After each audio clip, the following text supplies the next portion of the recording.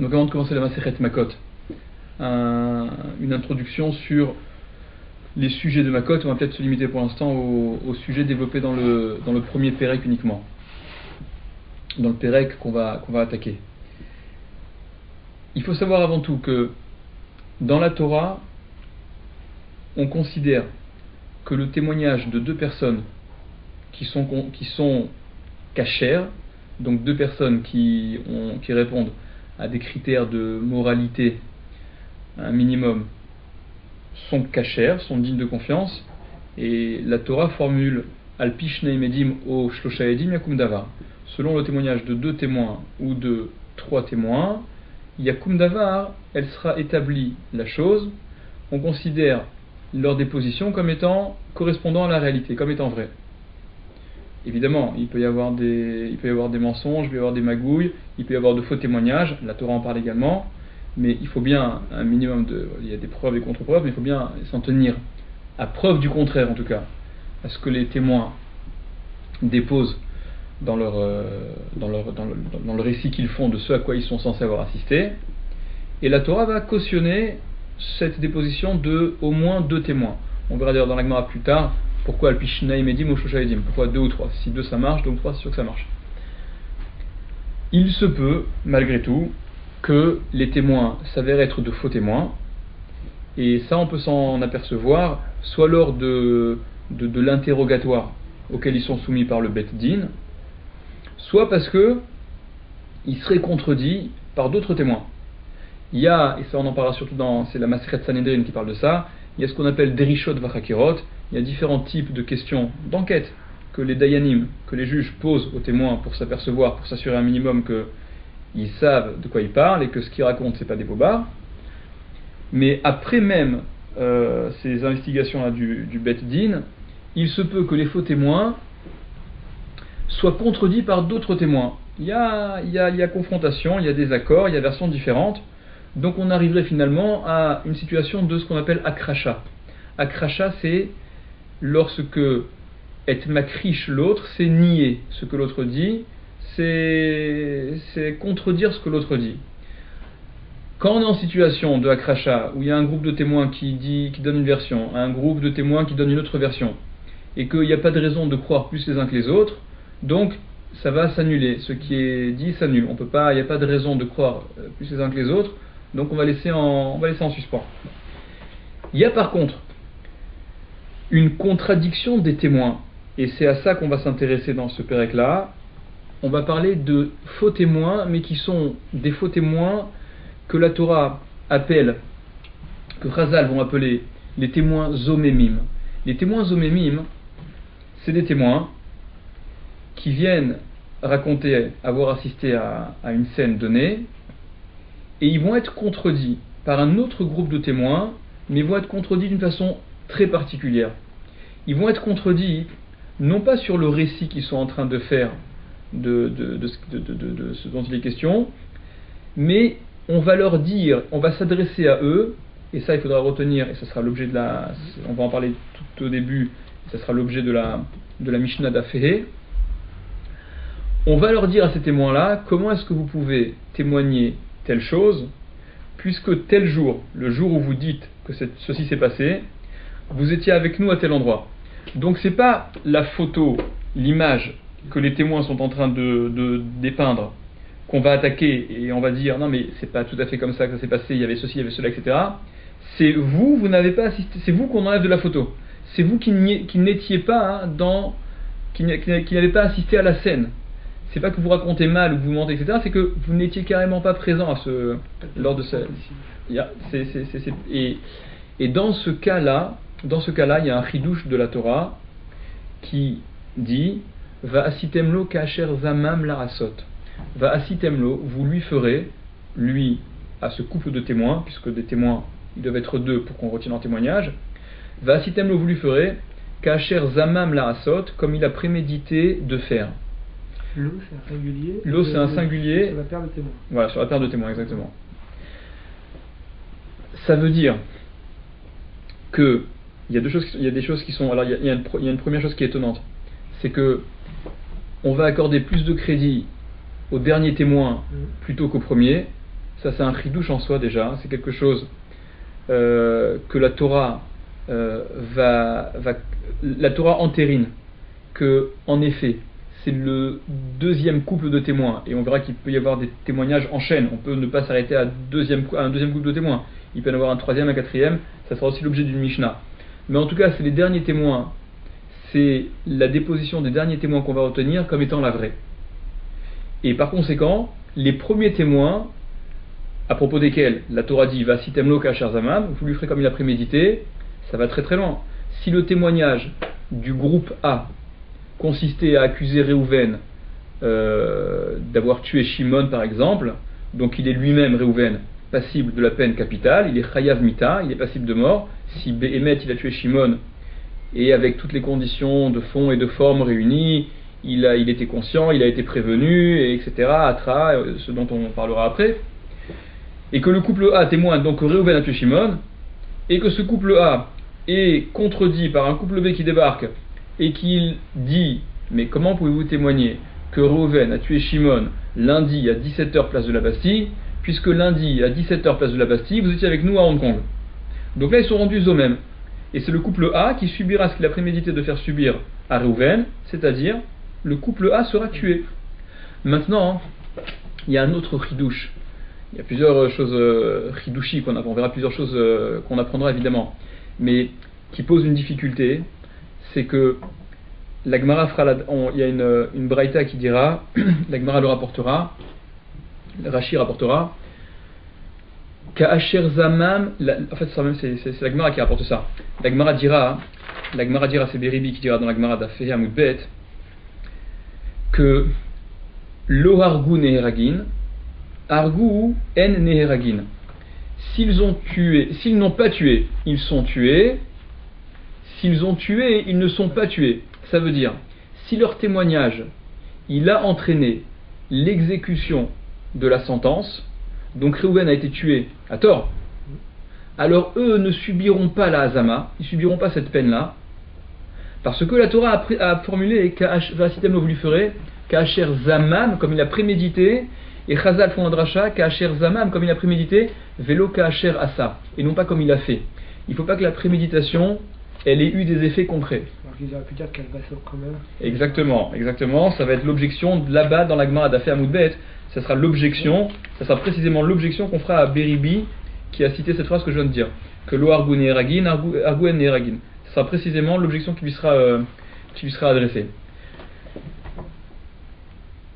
Et le Rambam, c'est intéressant de remarquer que le Rambam rapporte que ce principe-là de Ka'asher Zamam Velo Ka'asher Asa, on appliquera donc la Hazama. Appliquer la Hazama, c'est appliquer donc ce qu'ils avaient prémédité de causer à la personne sur laquelle ils témoignaient à faux.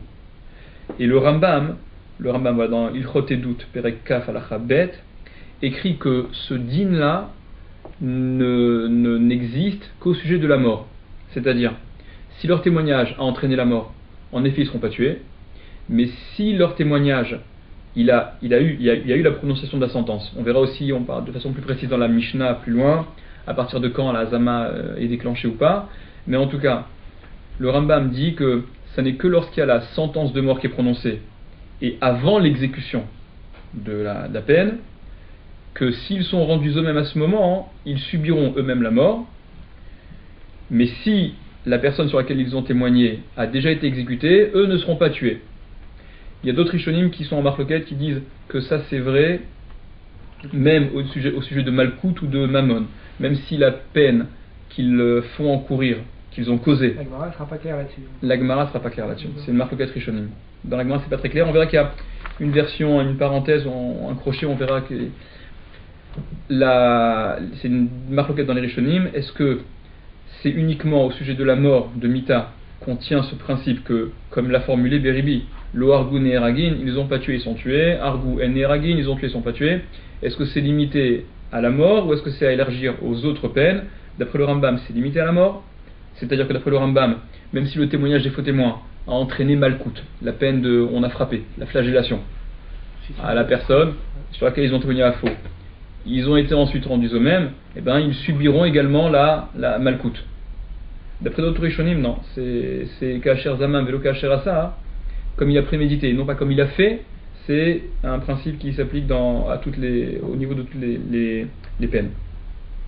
En tout cas, sur la difficulté, c'est vrai, comme tu dis, Calvachomer, si déjà, quand ils n'ont, dans le cas où ils n'ont fait que préméditer, mais que la peine n'a pas été subie, ils la subissent eux, à plus forte raison quand ils l'ont causé.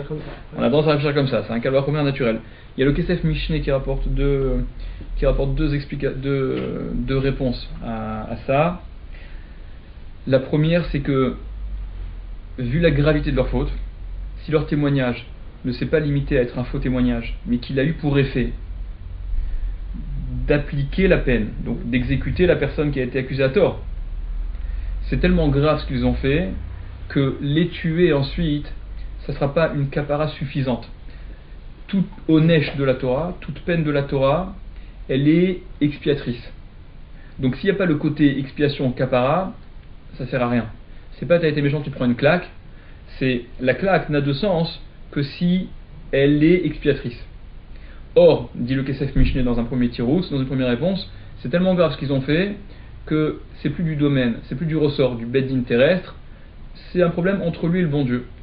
Sur terre, après 120 ans, ça c'est les calculs du bon Dieu. Quand il n'a pas été tué, là par contre c'est une capacité. Exactement. Ça semble extrême dans l'autre sens.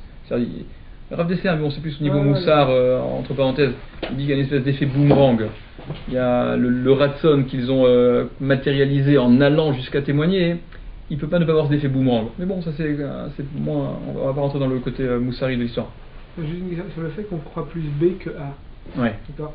Ouais. C'est un redouche pur ou alors ça vient du fait que A va témoigner sur quelque chose de grave et que B va juste témoigner sur le fait que vous étiez là au lieu d'être là, etc. Apparemment, ça reste ridouchique parce que quand bien même B va témoigner sur les témoins eux-mêmes et pas sur le récit qu'ils sont en train de faire, voilà, n'empêche que, alors c'est peut-être plus violent comme contradiction parce que c'est pas qu'il y a un bug dans l'image que vous êtes en train de dresser de ce qui s'est passé, c'est que Bichlal, vous n'étiez pas là, de quoi vous parlez, vous n'étiez pas là, donc c'est peut-être plus violent comme contradiction, n'empêche que ça reste ridouche. Ça reste ridouche. Parce qu'on avait vu ça, on avait vu que par exemple, je peux témoigner qu'à type une melacha, et pourtant il ne va pas forcément être ailleurs parce que, suivant l'intention qu'il avait, bref. Alors que si je témoigne sur des témoins qui ont dit vous étiez à droite. Non mais dans tout cas, la tra'a, l'avertissement est là pour ça, d'accord, pour éviter ce genre d'équivoque. D'accord. Donc ça c'est la première réponse que donne le Kesef Mishneh, c'est que c'est tellement grave que ça sert plus à rien de leur faire ce qu'ils ont causé, donc ça sera réglé, c'est bidé shamaim. C'est leur problème, c'est Akadosh Baruch Hu qui s'en occupe sans que ce soit délégué au Beddin terrestre. Il y a une deuxième réponse que donne le Kesef Mishneh, elle est un peu à l'encontre de la première. Il dit, puisque Elohim Nitzav Ba'adat El, Dieu il est présent dans l'assemblée des Dayanim, des juges. Et si ce faux témoignage, il a eu pour effet l'application de la sentence, quand bien même c'était faux, c'est que quelque part, celui qui était accusé à tort sur ce délit-là, il n'était pas blanc par ailleurs. Et donc il devait de toute manière subir cette peine. Donc le jugement, c'est qu'un outil d'Akadosh Baruch Hu. Exactement. Maintenant il faut dire, mais dans ces cas ça va loin. Donc celui qui est tué, on pourrait aussi dire que celui qui l'a tué parce que il devait mourir, la victime devait mourir. Ça, le Kesef Mishneh dit non. Dans le cadre particulier d'un jugement, mais ça n'enlève en rien. Donc cette éventualité que je donne, elle est certainement pas à retenir. Et absolument pas à retenir. Le Ramban parle de ça aussi. Mais le Kesef Mishneh détermine bien que cette façon de voir, ça n'est que dans le cadre d'un jugement qui a eu lieu dans un Bet Din avec des Dayanim, et là dans ce cas-là il y a cette présence d'Akadosh Baruch Hu qui va faire que les choses elles se passent comme elles se sont passées, alors que lorsque Reuven va tuer Shimon, il n'y a pas eu de caution d'un Bet Din avec la présence d'Hachem qui a fait que c'est un peu ça fait que si jamais ils sont rendus eux-mêmes ils sont pas tués, et donc quelque part c'est donc c'est un peu c'est un peu à l'encontre du premier tirout, comme je disais, c'est un peu c'est finalement quelque part c'est un peu alléger la gravité de leur acte. si ça a été cautionné par le Bedin au point que la sentence elle a été exécutée. Bon, en gros voilà, c'est juste pour introduire rapidement le sujet de Hazama, et puis évidemment qu'il y a d'autres choses qu'on verra au fur et à mesure de la Masechet. Alors la Mishnah commence. Ketzad ha'edim na'asim zomemin. Comment les témoins sont rendus zomemim. Zomemim, donc c'est cette catégorie de témoins, comme on a dit, qui allaient subir ce qu'ils ont prémédité de faire subir à la personne sur laquelle ils témoignent à faux. Premier cas de figure que rapporte la Mishnah, Me'idinanu be'ishploni, nous témoignons be'ishploni sur un tel. Shehu ben Grusha ou ben Chalutza, qu'il est fils de divorcé ou fils de Chalutza. Alors en fait, le témoignage, il ne porte pas sur n'importe qui, le témoignage porte sur un Kohen. Un Kohen ne peut pas se marier avec une Grusha, avec une femme divorcée. D'après la Torah, un Kohen ne peut se marier, c'est-à-dire que le mariage il va être effectif, mais il est interdit. Et si un Kohen transgresse se lave cette interdiction, l'enfant qu'il aura, même si sur sa carte d'identité il y a marqué Kohen, il n'est pas Kohen au regard de la Torah. Il ne bénéficie pas des privilèges, il n'a pas le statut de Kohen. Donc, deux témoins qui témoigneraient sur un Kohen qu'il est fils de Grusha, que sa mère était divorcée, et comme Rashi rapportera que il est né, que sa mère a été divorcée avant qu'il ne naisse, lui. Il y a une entre parenthèses, il me semble que c'est Tosfot Yom Tov qui disent il ne faut pas lire Kodem Shenolad avant qu'il ne naisse, mais il faut corriger dans Rashi, les lettres se ressemblent, Kodem Shenotsar, avant la conception. Parce que le problème c'est que le Kohen, le père, il ait eu cet enfant avec une femme qui était divorcée. D'accord ? Si il a été conçu l'enfant et qu'avant l'accouchement elle divorce, c'est pas grave, il sera Kohen quand même le bébé. En tout cas, deux témoins qui témoigneraient sur un Kohen, qu'il est Ben Grusha, qu'il est fils de divorcé, donc leur témoignage a pour but de lui faire perdre les privilèges, son statut de Kohen, ou bien il témoignerait que au Ben Chalutza, qu'il est fils de Chalutza.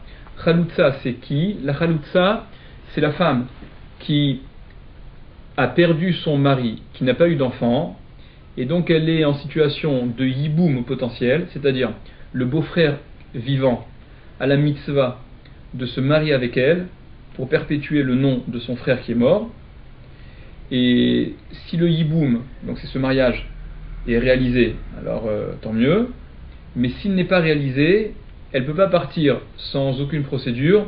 Il y a besoin d'une espèce de mini-acte de divorce, bien que ce ne soit pas vraiment un divorce, mais il y a ce qu'on appelle dans la Gemara, dans Yevamot, il y a une zika, il y a un lien qui la lie à son beau-frère vivant, et pour la permettre, pour qu'elle puisse recouvrir sa totale liberté et se marier avec qui bon lui semble, il faut une procédure qu'on appelle la khalitsa, ce qu'on appelle le levira en traduction consistoriale.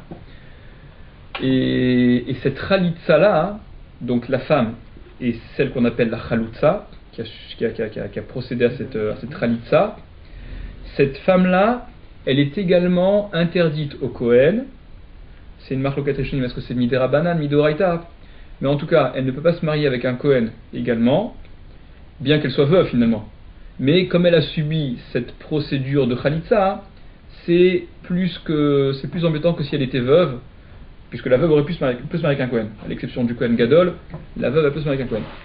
Donc deux témoins qui témoignent sur Ishploni, sur un tel, qu'il est Ben Grusha ou Ben Chalutza, sur un Kohen qu'il est fils de Grusha, de divorcé, ou de Chalutza, de femme qui a subi donc la Khalitsa. En Omrim, nous ne disons pas, Yeraseze, il sera fait celui-là, Ben Grusha ou Ben Chalutza, fils de Grusha au fils de Chalutza. On ne dit pas que ce couple, et Rashi dira qu'il s'agit d'un couple de Kohanim. On ne dira pas s'ils sont rendus eux-mêmes, c'est-à-dire dans leur déposition, ils ont dit voilà, nous témoignons qu'en 1960 elle a divorcé, ensuite elle s'est mariée avec Mr. Cohen et ils vont donner la date et l'heure, etc. Il y a un deuxième couple qui témoigne et qui dit mais en 1900 truc, vous étiez avec nous, souvenez-vous, et par conséquent ils seraient rendus eux-mêmes, alors on ne dira pas qu'ils seront rendus eux ben Grusha ou ben Chalutza, c'est-à-dire on ne va pas les considérer eux comme étant comme s'ils étaient fils de Grusha ou de Chalutza, c'est-à-dire les destituer de leur statut de Kohen. Voilà. Tartav littéralement sous lui, à la place de celui sur lequel ils ont témoigné à faux. Et là, mais seulement Loke Arbaim, il reçoit Malkut Arbaim. Malkut, c'est la peine de flagellation, c'est les coups. Il faut savoir entre parenthèses que Malkut, c'est la peine la plus répandue dans la Torah. Toute transgression, on en parlera aussi dans le sud de la Gemara, toute transgression de lave pour laquelle la Torah n'a pas précisé quel était le onesh, quelle était la peine, en général, en principe, c'est Malkut qui s'applique. Alors, de façon plus précise, on verra que c'est pas à ce point n'importe quelle lave, mais c'est le principe général. La Mishnah dit que ces faux témoins qui sont Kohen d'après Rashi et qui auraient témoigné sur un Kohen, qu'ils finalement ne devraient pas être Kohen, s'ils sont rendus eux-mêmes, la Hazama classique, telle qu'on l'a définie tout à l'heure, aurait consisté à les destituer eux de leur statut de Kohen, ce qu'on ne fait pas, dit la Mishnah, mais à la place on leur applique la peine de Malkut, Loke Arbaim. Arbaim c'est les 40, ce sont en fait les 39 coups dont parle la Torah, on en parlera aussi dans la suite de la Gemara au sujet de ce chiffre. Ça c'est le premier cas. Deuxième cas dont parle la Mishnah. Mais Aïdinanu Beish Ploni, nous témoignons sur un tel, Shehu Chayav Liglot, qu'il est Chayav d'exil, d'aller en galout. La peine de galout, d'exil dans la Torah, s'applique à celui qui a tué Béchogeg, celui qui aurait tué involontairement, par inadvertance, et ça sera l'objet du deuxième pérec. On verra c'est quoi par inadvertance, dans quelle mesure on est considéré comme pas trop négligent, et pas non plus comme trop absolument pas responsable. Donc ça aussi c'est une chose qui sera expliquée dans le deuxième pérec, dans le second chapitre. Mais en tout cas, ce deuxième cas dont parle la Mishnah, c'est des témoins qui témoigneraient que un tel est chayav galout, il est chayav d'être exilé parce qu'il aurait tué Béchogeg involontairement, et ce couple de témoins est rendu zomem. Dit la Mishnah, en omri miglez et tartav, on ne dit pas qu'il ira en galoute à la place, il n'ira pas en galoute, ce couple de témoins, de faux témoins, de zomem, à la place de celui sur lequel ils avaient témoigné qu'il avait tué Béchogeg et qu'il était en principe chayav galout, bien que la Zama classique aurait consisté à les envoyer eux en galoute. Il a été simple là, ça. Facile. Ouais. Et là, Loke Arbaim, seulement, là encore, Loke Arbaim, il a les coups, les 40 coups, qui sont 39 au maximum. Ça, c'est ce que dit la Mishnah. La Gemara vient avec deux questions. Deux étonnements. La Gemara dit, voilà que, exclamation, Ketzad en haedim naasim zomemin mi baile. Plutôt que de formuler, comme on l'a dit dans la Mishnah, au tout début, Ketzad haedim naasim zomemin, comment les edim sont-ils rendus zomem? Ketzad en haedim naasim zomemin baile. Comment les edim zomemim, comment les témoins ne sont pas rendus zomem? Mi baile, on avait besoin, il fallait. Puisque on leur applique absolument pas la hazama que nous connaissons, on fait un truc qui a apparemment rien à voir, en l'occurrence Malkut. Donc l'introduction de la Mishnah, elle aurait précisément dû formuler le contraire de ce qui a été formulé. Comment les témoins ne sont pas rendus eux-mêmes. Ve'od, et encore, midekatane les kaman, du fait qu'on a enseigné plus loin d'Afehe, aval amroulahem, c'est un extrait de Mishnah qu'on verra d'Afehe, où on rapporte la phrase magique qui va déclencher la procédure de Hazama, qui va rendre les faux témoins, pas n'importe quel faux témoin, mais qui va les rendre zomem, donc susceptibles de subir ce qu'ils ont prémédité de causer. Et c'est ce que la Mishnah, donc la Gemara ramène ici. Ve'od, et encore, deuxième question, midekatane les kaman, du fait qu'on a enseigné plus loin, aval amroulahem, mais s'ils leur ont dit, si le couple B s'est adressé au couple A, et leur ont dit comment témoignez-vous, comment est-ce que vous témoignez Sheare, puisque Beoto Hayom, ce jour-là, le jour dont vous parlez, à propos duquel vous dites qu'il s'est passé telle et telle chose, Atem eitem imanu bimkom ploni, Atem eitem, vous étiez imanu avec nous, bimkom ploni à tel endroit, Are helu zomemin, ceux-là sont zomem, voilà comment ils sont rendus zomem. C'est-à-dire que la procédure, là, le déclenchement de la Hazama, on sait comment ça se passe. La Mishnah d'Afé nous le donne. Il y a le Ritva qui développe et qui dit les deux questions. Il y a la première question qui porte sur la peine, c'est-à-dire on n'applique pas la peine de Hazama, contrairement à ce qui semble être annoncé dans la Mishnah. Deuxième question, elle est au sujet du déclenchement de cette Hazama. Quelle doit être voilà, comment ça se passe concrètement, avec quelle contradiction, à quoi sont-ils, la procédure elle est déclenchée à partir de quoi, et c'est la deuxième question de la Gemara. Il y a Tosfot qui donne encore d'autres pshatim sur cette Gemara. En tout cas, double question d'Agmara. La Mishnah, on ne comprend pas ce qu'elle annonce et on ne comprend pas pourquoi elle pose la question. Répond la Gemara. Tana, le Tana, donc le maître de cette Mishnah, l'enseignant de cette Mishnah, Hatam là-bas, Ka'e, il s'applique. C'est-à-dire que le Tana de cette Mishnah, en fait, il fait suite à là-bas. C'est quoi là-bas? C'est la dernière Mishnah du Perek Anechnekin dans Sanhedrin. Et Rashi expliquera. Ça, toi, c'est ce qu'explique Rashi. Sanhedrin et Makot étaient une seule et même Masechet, une seule et même Gemara. Et cette Mishnah, la nôtre, par laquelle on commence Makot, fait suite à la dernière du Perek Anechnekin.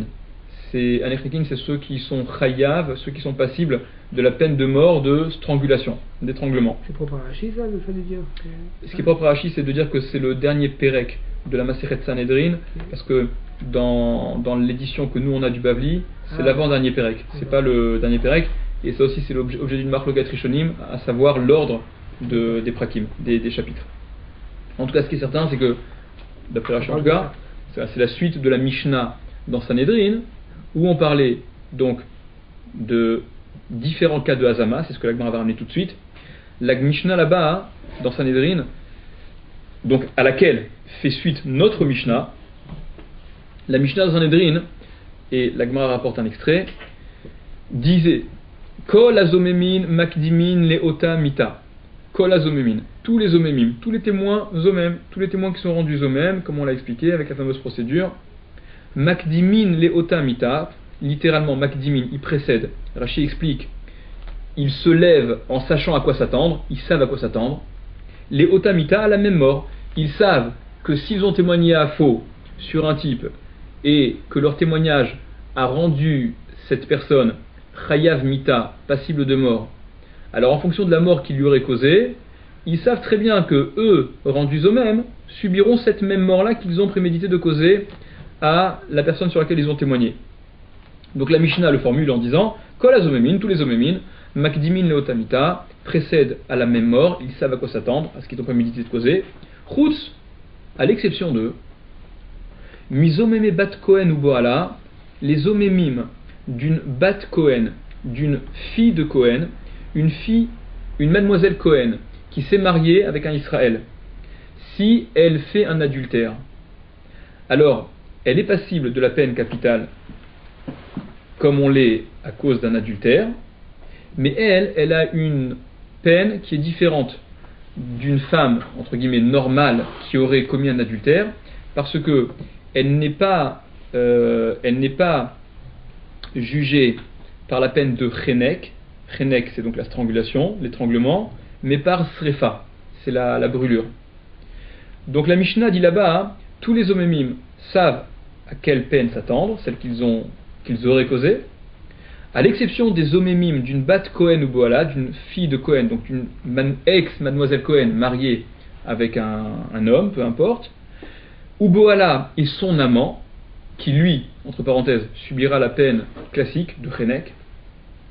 Chez En Makdimin Leotamita, donc chez En Makdimin, que eux, ces faux témoins, ils ne vont pas précéder les Otamita à la même mort, c'est-à-dire qu'ils ne s'attendent pas, ils ne vont pas s'attendre à la mort qu'ils auraient causée à cette fille de Cohen. Et là, les Mita Acheret, mais à une autre mort. En l'occurrence, ils auront la même que le Boel, que l'amant, c'est-à-dire Chenek. La Gemara apprend ça là-bas, pourquoi? Parce que marqué Vasitemo Kachar Zamam la Sot les Achiv. Vous lui ferez à ce faux témoin, comme il a prémédité de faire, les Achiv. Les Achiv à son frère, Vélo le Achoto et non pas à sa sœur, dans le cas où il y a une divergence de peine. Veyesh edim zomemin acherim, et il y a d'autres edim zomemim. She'en osin bahen din azama kolikar, et il y a donc d'autres edim zomemin avec lesquels on ne fait pas le din de azama du tout, avec lesquels on n'accomplit absolument pas le din de azama, et là malkut arbaim, mais à la place malkut arbaim, donc c'est même pas qu'on va leur appliquer la mort, mais une mort différente, ou c'est une nuance, mais bon, ça reste un peu dans le même registre, c'est qu'on n'accomplit absolument pas la azama, on leur fait absolument pas ce qu'ils ont prémédité de faire. Et on leur fait à la place Malkut Arbaim, Ketzad, c'est quoi ces cas-là, comment ça se passe, de quoi parle-t-on? Eh bien c'est notre Mishnah, c'est l'objet de notre Mishnah. Mais il y a Anubeish Plonish ou Ben Grusha Ben Chalutza, nous témoignons sur un tel qu'il est Ben Grusha, sur un Kohen qu'il est fils de Grusha ou fils de Chalutza. En Omrim, nous ne disons pas, hier à Cézé Ben Grusha Ben Chalutza, il sera fait celui-là, ce couple de faux témoins, qui d'après Rashi sont des Kohanim. Ben Grusha, fils de divorcé ou fils de Chalutza. Donc, on ne dit pas qu'ils sont eux-mêmes destitués de leur statut de Kohen. Tartav, à la place de celui sur lequel ils ont témoigné à faux.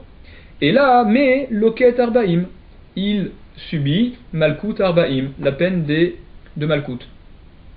Donc, notre Mishnah, elle vient bien ensuite, elle vient faire suite à la dernière Mishnah de Sanhedrin où il était question de la Hazama classique, de la Hazama un peu particulière, avec les omémim d'une bat Cohen qui témoignait sur un adultère dont se serait rendue coupable une fille de Cohen.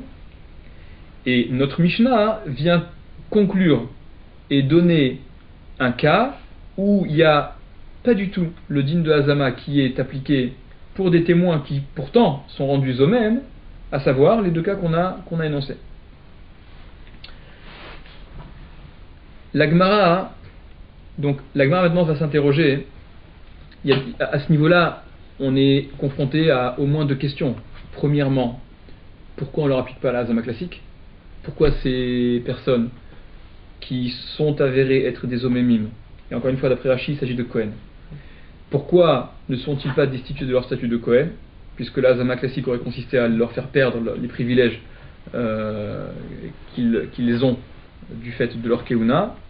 Donc premièrement, et même question pour le deuxième cas de Galout, pourquoi ceux qui ont témoigné à faux et qui auraient rendu rêve quelqu'un d'être exilé, pourquoi eux ne sont pas exilés? Donc première question, pourquoi on n'applique pas une Hazama classique? Deuxième question, pourquoi c'est Malkout qui vient à la place? Pourquoi c'est la peine des coups qui vient à la place? Alors pour l'instant on s'intéresse à la première question. La Gemara demande Mina Hanemile, d'où sont ces choses-là? C'est-à-dire, d'où ça sort? Pourquoi ne pas appliquer la Hazama classique? Pourquoi est-ce qu'on ne peut pas l'appliquer? Alors en effet, on verra qu'on ne peut pas l'appliquer. Mais là, on n'est pas encore censé savoir qu'on ne peut pas l'appliquer. On n'a pas vu qu'il y avait un empêchement technique, quel qu'il soit, que de l'appliquer. C'est pas compliqué. D'accord? Ils étaient Kohen, tu les destitues de leur statut de Kohen, le type, et ils ont témoigné, tu les envoies à Galout. Amar Rabbi Yoshua ben Levi. Il a dit Rabbi Yoshua ben Levi. Des Amar Kra, parce qu'il a dit le verset, il y a marqué dans la Torah, comme on l'a rapporté tout à l'heure, au sujet des Edim Zomemim, Varasitem lo, vous lui ferez, Ka'asher Zamam, comme il a prémédité. Du fait que la Torah est formulée, Varasitem lo, vous lui ferez lo à lui, à ce faux témoin, dit Rabbi Yoshua ben Levi, lo à lui, vélo les aros, et pas à sa descendance. Si le couple de faux témoins, qui sont Kohen, et qui sont rendus au même, s'ils subissaient la Hazama classique, si on les destituait de leur statut de Kohen, il n'y a pas eux qui subiraient cette peine, il y a toute leur descendance qui serait privée de la Keuna. Or la Torah veut que seuls les omémim subissent la peine de leur avéra. Va asitem lo kasher zamam. Vous lui ferez à lui, comme il a prémédité, mais à lui et pas aux descendants. La Gemara dit, ben, si c'est ça le problème, qu'à cela ne tienne. On n'a qu'à limiter le psoul, on n'a qu'à limiter l'invalidité à ces faux témoins, mais réhabiliter, ou en tout cas ne pas pénaliser leur descendance. Il y a une génération qui saute. Non pas qu'ils soient plus Kohen, mais ils n'ont plus les privilèges afférents à la Keuna. La Gemara dit, Veli paslou ou les didé, velo lifselou les arrêts. Eh bien, qu'on le rende pasoul à lui, qu'on l'invalide, lui, le faux témoin, velo lifselou les arrêts, et qu'on ne soit pas possèle, qu'on n'invalide pas sa descendance. Et comme ça, on pourra maintenir la Zama classique. Objecte. La Gemara, cette hypothèse n'est pas à retenir non plus. Pourquoi? Parce que dans ce même verset, qu'est-il écrit? Ba'inan, on a besoin ka'asher zamam la asot, comme il a prémédité de faire. Or, dans la préméditation des faux témoins, il y avait non seulement le Kohen sur lequel il témoigne qui aurait été privé de sa keuna, mais ça aurait invalidé toute la descendance qu'il aurait eue, qu'il avait. Donc, techniquement, on est bloqué. Appliquer une azama classique, ça viendrait pénaliser la descendance. Or, la Torah ne veut pas. La Torah veut pénaliser que celui qui a fait la faute.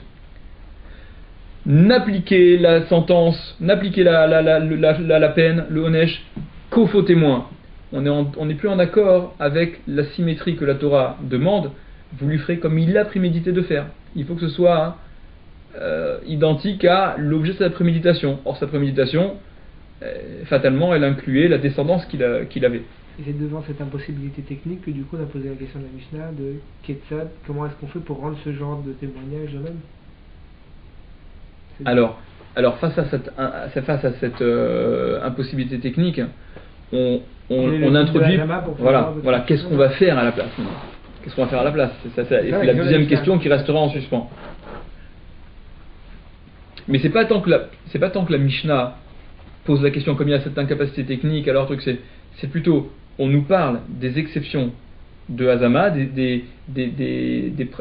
la Hazama depuis la classique jusqu'à la plus exceptionnelle où la Hazama est finalement absente. Enfin, Tosfot mitige un peu ce absence de Hazama. Tosfot disent que Tosfot pose une question. Tosfot disent on a un principe. Kol edut chez Iatayachol le Azima et Naedut. Tout témoignage qui n'est pas potentiellement azamable n'est pas un témoignage à retenir. Ça veut dire que, de façon générale, un témoignage, pour qu'il soit retenu en tant que tel, il faut que potentiellement les témoins soient concernés par la hazama. Ok? Donc Tosfot demande, mais puisque au final, les témoins sur Ben Groucho Ben Chalutza ne subissent pas la hazama, ils ne sont pas rendus faux Kohen, s'ils étaient Kohen. Ouais. Donc apparemment, comment est-ce qu'on va considérer, comment est-ce qu'on va accepter cette déposition-là, ce témoignage-là, puisque à la base, ils ne sont pas hazamables? C'est la question de Tosfot. Et Tosfot donne deux réponses. La première réponse, je me tiens à celle-là parce que la première réponse c'est de dire que du fait qu'ils aient Malkout, alors au travers de Malkout s'accomplit le Ka'asher Zamam. D'accord? C'est pour ça que je te disais, il faut mitiger il n'y a pas de Hazama du tout, c'est simplement on parle, il y a l'Hazama classique, ça c'est ce dont on a commencé à parler dans Sanhedrin, la Hazama un peu particulière, la Fit Kohen, et il y a un cas où il n'y a pas du tout de Hazama, ok, on fait un truc qui n'a apparemment rien à voir, parce qu'on ne peut pas le faire. Ça c'est la première question à laquelle... C'est la conséquence du fait qu'on puisse pas le faire. C'est vrai, si tu veux, c'est vrai. C'est vrai que la Mishnah, tout à fait, c'est-à-dire que la Mishnah, elle avait en tête cette impossibilité technique qui fait que, voilà, on a formulé. Comment donc eux, ils sont, d'accord, comment ils sont rendus eux-mêmes cela? Qu'est-ce qu'on fait avec cela?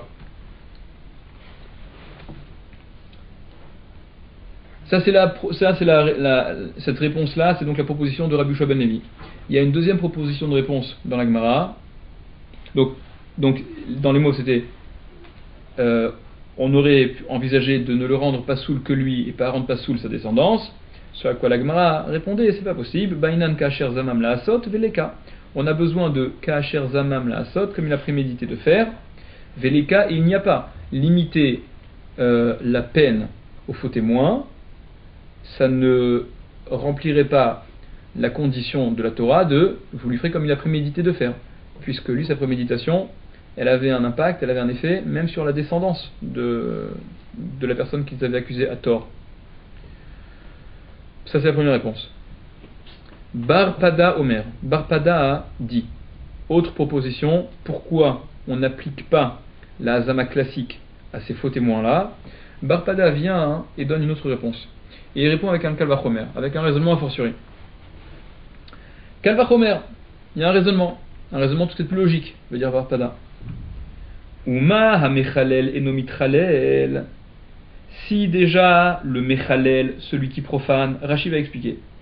Si déjà le Kohen, qui en se mariant avec une femme divorcée, on ne parle pas de notre Mishnah, c'est simplement la logique que ramène Barpada pour prouver qu'il n'y a pas de hazama à appliquer à ces faux témoins. Et il se sert de cet exemple-là, à savoir, si déjà un Kohen qui se marierait avec une femme divorcée, donc Uma Mechalel, si déjà celui qui profane, et que profane-t-il? Il profane sa descendance. C'est-à-dire que les enfants qu'il aura de cette femme qui est divorcée, quand bien même il se marie avec, ce seront des Chalalim. Ils vont perdre, ce ne seront pas des Kohanim. Il profane sa descendance. Si déjà celui qui profane, concrètement il profane, et no-mitralel, il n'est pas lui-même profané, c'est-à-dire lui, il reste Kohen. Alors, Abba lechalel velo chilel, celui qui vient pour profaner, mais qui n'a pas profané dans les faits, c'est-à-dire les faux témoins qui par leur témoignage s'apprêtaient à profaner, mais qui n'ont pas profané puisqu'on s'est aperçu du mensonge, et par conséquent leur témoignage n'a pas eu d'effet, donc ils n'ont que prémédité mais ils n'ont pas réalisé. Et Nodin, n'est-ce pas, plus forte raison, chez Loïtralel, qui ne sera pas rendu halal. Si déjà le Kohen, qui dans les faits rend halal, il rend halal sa descendance, lui-même n'est pas rendu halal, alors ceux qui n'ont même pas rendu halal, qui ne s'apprêtaient qu'à rendre halal, mais qui n'ont pas rendu halal, à plus forte raison, qui ne seront pas rendus halal, qui ne seront pas profanés. Ça c'est le cas de la première de Barpada. Matkif la Ravina, et là-dessus il y a Ravina qui vient objecter lourdement, Imken, si c'est ainsi, si tu tiens ce genre de raisonnement, si tu fais ce kalvachomer au sujet des Edim Zomemim, Bitalta Torah Edim Zomemim, tu as annulé la loi des Edim Zomemim. C'est-à-dire qu'en tenant ce genre de raisonnement de kalvachomer, tu vas complètement faire disparaître, tu annules la règle des Edim Zomemim. Et Ravina, il vient expliciter ce qu'il dit. Et on va expliquer donc d'après Rashi. Alors dans les mots, donc on passe à Moukbet. Uma hasokel et noniskal, donc Ravina s'aligne sur le même raisonnement que Barpada, et il va l'appliquer à ce dont parle précisément justement la Hazama. Et il dit la chose suivante. Uma hasokel et noniskal, si déjà celui, j'explique d'après Rashi, si déjà celui qui a par son témoignage entraîné la peine de mort de ce qu'il a, la lapidation, et non iskal, n'est pas pour autant lui tué, ne subit pas la même peine.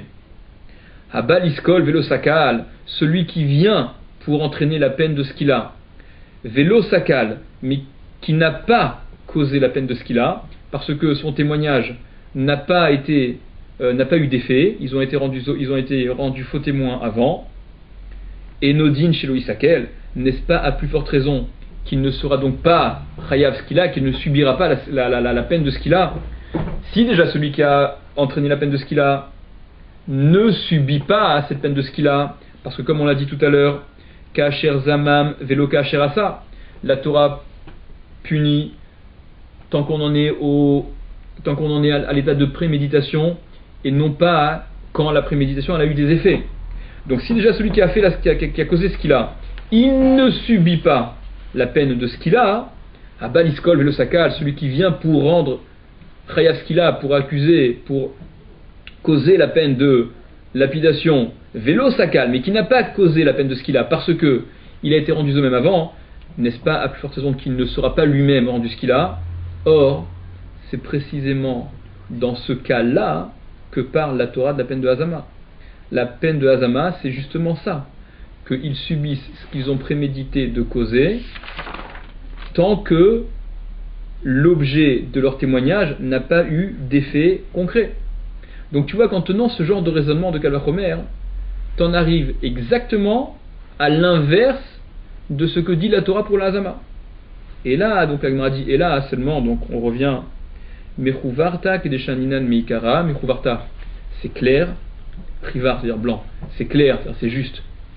Kedeshaninan, comme on a enseigné Meikara au début, à savoir, c'est l'explication de Rabbi Yoshua ben Levi qui est à retenir pour expliquer qu'on ne pouvait pas accomplir la Hazama classique à des faux témoins lorsque le faux témoignage portait sur Ben Grusha ou Ben Chaloutza adressé à un Kohen.